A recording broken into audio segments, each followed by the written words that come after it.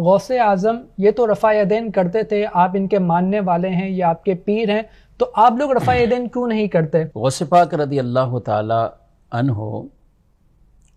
آپ کی وہ ہستی ہے کہ جو کہ طریقت کے امام ہیں اور قادری سلسلے کے پیشوا ہیں، امام ہیں، اور اللہ پاک نے آپ کو اولیاء پر بہت بڑی ایک بادشاہت عطا فرمائی ہے، سرداری عطا فرمائی ہے، اولیاء کی امامت آپ کو عطا فرمائی ہے نبی پاک صلی اللہ علیہ وسلم کا صدقہ۔ دیکھیں ایک چیز ہے کہ تقلید یعنی چاروں ائمہ میں سے کسی کا پیروکار ہونا۔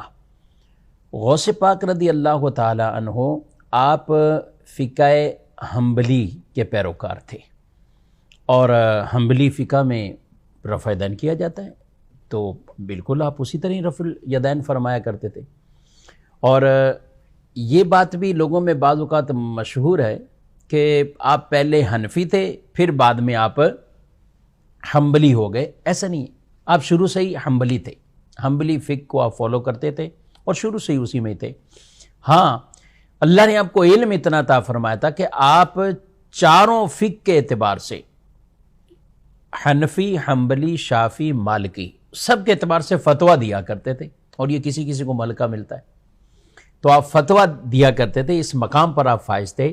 لیکن آپ تھے حنبلی، اور حنبلی فقہ کے اندر باقاعدہ رفع یدین کیا جاتا ہے، شافعی المذہب کے اندر رفع یدین کیا جاتا ہے۔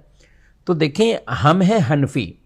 تو جو فقہ کے اعتبار سے، تقلید کے اعتبار سے وہ حنفی ہم ہیں، تو اس لیے حنفی مذہب کے اندر جو رفع الیدین ہے وہ ترک والی وہ روایات زیادہ اس مستند ہیں کہ جس میں رسول اللہ صلی اللہ علیہ وسلم نے رفع یدین آپ نے ترک فرمایا، نہیں کیا، اور اس میں بالخصوص حضرت عبداللہ بن مسعود رضی اللہ تعالی عنہ ان کی روایات